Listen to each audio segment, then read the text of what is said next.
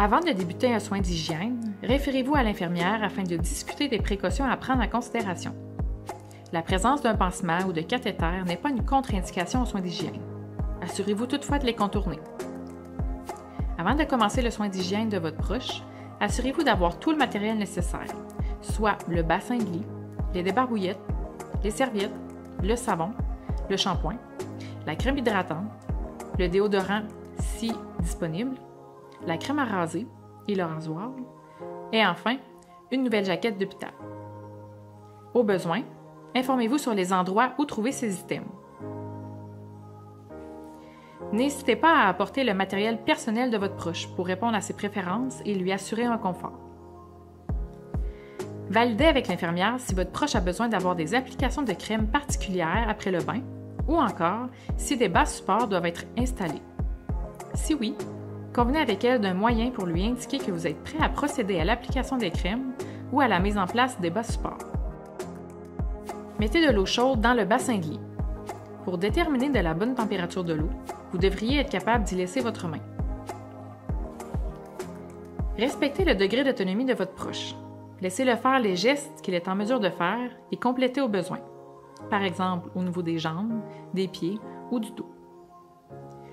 Selon ses capacités, la toilette peut être donnée au lit, assis au bord du lit ou assis devant le lavabo. Pour cette étape, le port de gants est recommandé. Ceux-ci sont normalement disponibles dans la chambre.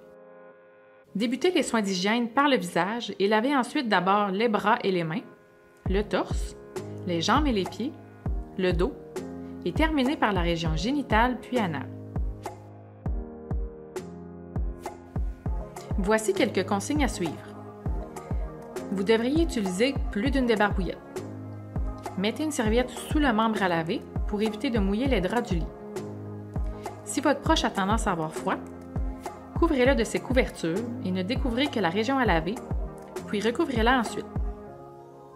Si vous n'êtes pas à l'aise de laver la région génitale ou anale, n'hésitez pas à demander l'aide d'un préposé.